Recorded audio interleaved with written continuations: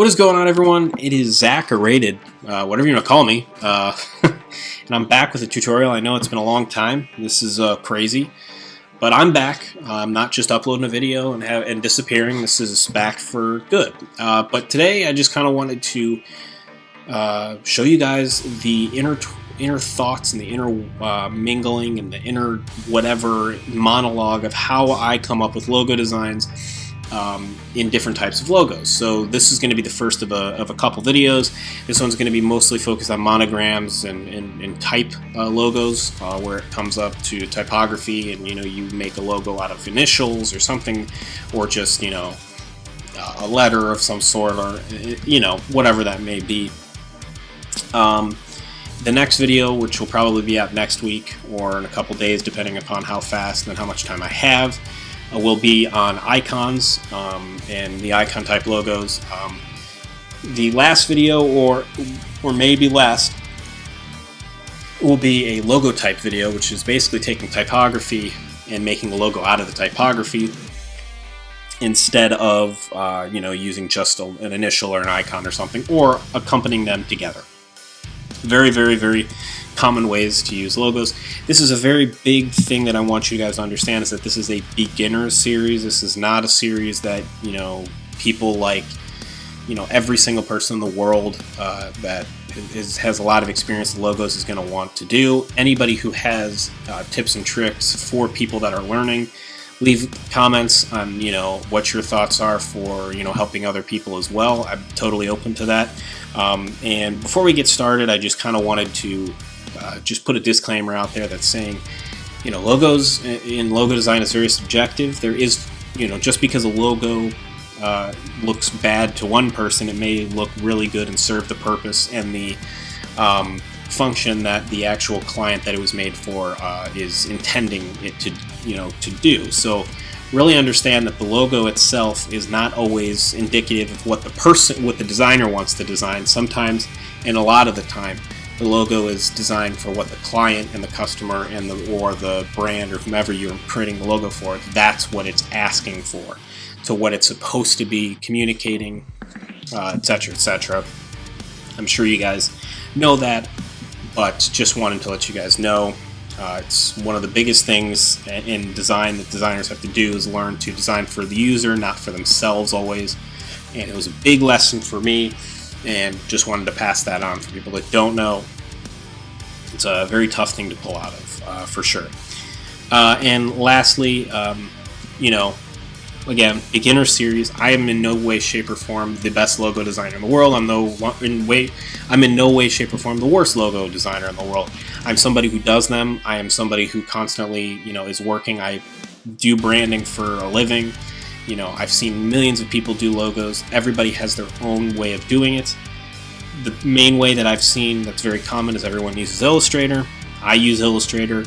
But if you're more keen on using something like Photoshop or InDesign, go ahead and start there, but eventually you are going to want to pull everything into Illustrator because they're vector-based, and you can blow them up as big as you want, shrink them as small as you want without any pixelation. Illustrator, again, is a vector point program, and Photoshop is much more of a pixelated raster program, to where blowing things up, everything is rendered in pixels relative to points. Getting sidetracked, but that's kind of the main difference with a lot of these design programs. But I would definitely recommend getting yourself into Illustrator. If you don't know too much about Illustrator, leave a comment, and maybe I'll do a beginner's tutorial to Illustrator as well. But before that, or after that, just being said, we're going to get starting here. So you can follow along, you can watch, you can kind of get an idea of where my head's at, and show you guys the ethical thought process that I have within everything. So,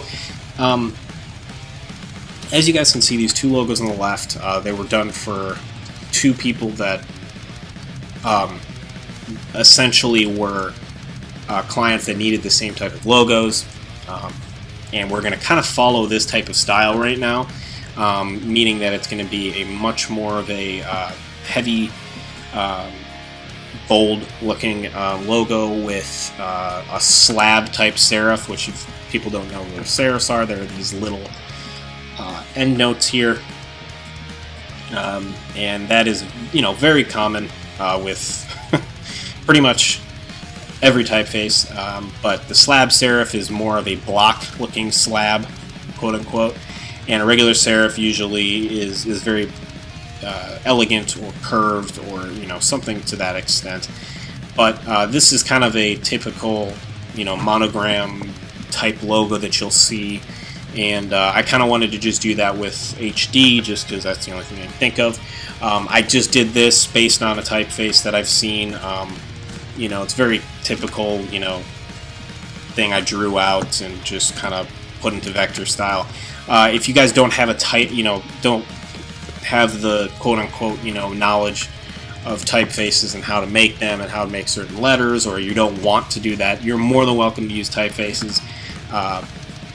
People use them all over the place, and it gets a bad rap. A lot of people are like, oh, you can't use a typeface. Listen, there's thousands and thousands and maybe millions of logos that are just typefaces, or modified typefaces, more than enough. And I totally back doing that for sure.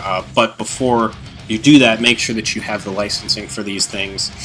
If you don't, then I would definitely recommend finding a different typeface, or making your own that is inspired off of it, which is very common. Almost every logo designer and typeface designer is going to, do something like that. But yeah, I would recommend looking at, stuff with block serifs, essentially, and or slab serifs, whatever you want to call them, or black letters, and try that. So once you have that, we can get started.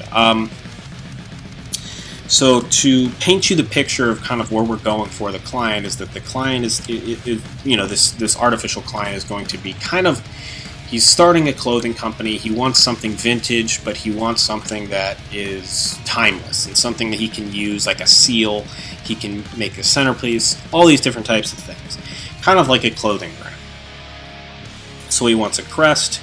He wants it to be used and versatile. So these things, monogram type logos, are very common, and I'm just going to show you my process and how I do these things. So these I drew up, a while ago. I just saved them and have a whole typeface just set of what they are. They're of this type. Just use them here and there. But yeah, I saved you guys the time of me having to show you guys how to do that. That'd be a whole other tutorial in its own. But that being said, a lot of the things that you're going to want to make sure is, as you can see, the Z in this one is they're intertwining foreground and background. So the T is hidden behind the Z here, but in front of the Z at the bottom. And you want to create that push and pull type effect that gives that the viewer a lot to look at and be intricate, but at the same time be simple. So the first thing that I'm going to do is I'm going to make sure, I'm going to try a couple different things. So the first thing I'm going to do is I'm going to play, the H is going to be our primary logo, our primary letter, and I'm going to play with certain things. So the first thing is that I don't want to do any modification of the letters yet. I'm just trying to get a look at how certain things can lay together and how they can work and how they can intermingle. Now obviously these are the same height, same dimensions, same width, same stroke size, all those different types of things. So there's a lot of different things that we can do. So yes, we can do something very typical, which is a diagonal laying of the, lay the letters diagonally and just kind of cut, something out here and call it a day. But, I think that if we do something to where there's a lot of, things going on within it, but it's still legible, I think would be kind of cool. So maybe what we'll do here is, if we modify the D and kind of squish it down, and this is just for everybody who don't know Illustrator, this is the direct selection tool. You can just select the certain paths that you're going to want, and you can kind of just move things individually. And we're just going to modify this to make it a little bit shorter, stubbier, and longer. And that's kind of what I'm looking for. And then on top of that is we're going to take this and we're going to pull these up and down. So we're going to make the H a little bit taller, and we're going to kind of just see how this looks. And I think this can be kind of cool. I don't think it's going to be too crazy, but I think it could be something that is an interesting part to look at. So we have something cool here already just happening, and I want to center this a little bit to the center as we have it. And you can already kind of see something going through. Now the one thing that you're going to want to know is that when you go into making these actual cutouts that you guys can see here, you have to make sure that when you shrink the logo it's legible, and when you blow it up it's legible. So one of the tests I always do is I shrink this down to about that size. I don't know how big this is, but you know, if you're looking at this 50% and you put it down in the corner and you kind of step back from your computer, can you see this? Can you read it? Is it legible? Because the majority of the time when logos are used is they're used as watermarks, or they're used as copyrights, and they're used as stuff like that. They're not always used as a forefront of a brand or something like that. So make sure that you are giving yourself enough room and enough breathing room between the letters as well. So I'm kind of liking what we're going with here. And for people that are, I'm going to group these real quick just so we have less of a stuff to go with. We have a group here. I don't remember what I was doing with that. Anyways, and we're going to kind of zoom in a little bit more on here. So as you guys can see, it's a lot like Photoshop for people. You have your layers panel, your H's on the bottom, D's on the top, just waiting for everybody to make those innuendos, because that's all that's going on in my head. But yeah, so that's kind of what we're going to go with. So the D is, we want it to kind of feel intertwined with the H. And we want it to read HD, not DH. So that is very important as well. So what I always do is I kind of start with rectangles. And I'll do a width, like, you know, I think this guy right here is, it's a good enough width. I would say it's about a little bit of half of our width, or our space right here. And that'll work. And we're going to want to just kind of make two of them. And I do it in black just because I can picture this right away, but to help people picture these things, I'll turn these to white just so we can kind of see what we're kind of doing here. And I'm a stinker for making things look perfect, so even when I'm not necessarily doing anything other than just viewing it. And we're going to try to just play with a bunch of these rectangles. And see what we can kind of get going on here. Now, the one thing that I always find interesting with these types of logos is that some people will just design them and not think about legibility and how they read, and you know, that's a very important thing. So as you guys can see, that's kind of cool already. You kind of read it HD. And that's kind of where I always want to lead with. So once you have yourself in a position that you're happy with, I got lucky here. But with more intricate typefaces and different types of slants and different types of angles, you're going to have different types of slicing and different types of things as well. But this is very basic. And I'm going to just kind of be like, okay, well, I like what I have here. So now I'm going to go in and make sure that everything lines up perfectly. And this is very important. The reason being is, one, you don't want a bunch of uneven looking lines. You don't want uneven spaces. You don't want uneven anything. You want, when you're looking at these logos, you want to make sure that they're crisp, they have simplicity to them, but it's elegance as well. And that's a huge thing within design, is making sure that you're with design is making sure that everything is not overcomplicated, but is perfectly complex. that are simply complexed. Alright, and I believe we have our last guy here. Alright, so now we have that, and people can be like, okay, we're done. No, we're not. If anybody who knows anything about Illustrator, if you were to export this, those white bars would still be there. And that would be a no-no. So, what I do is you're going to want to highlight this, and you're going to want to come over to this trusty thing in Illustrator called the Pathfinder. This is basically your lifeline. This is your pen tool in Photoshop.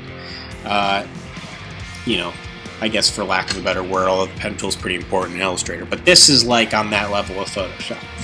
So you have different types of things that you can do with shapes and with your paths. Obviously with shapes you can merge shapes, you can minus shapes, you can intersect shapes, and you can exclude shapes. Pretty common sense stuff there.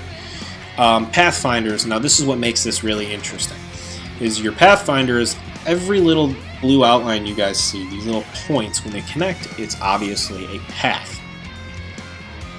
So when you have multiple paths, you're able to do certain things with these paths in Illustrator that you are kind of unable to do in Photoshop because of the vector-based and point-based versus the raster and pixel-based. Now you can do certain things in Photoshop with them, but they do have to be vector objects. It's a whole different type of thing. We're not going to go down that, but this is kind of what, you know, the big old thing about Illustrator is that I love.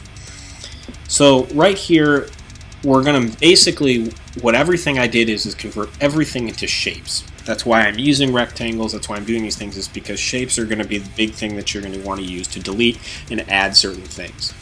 For me, and for these type of logos, it's all about deleting or minusing the back.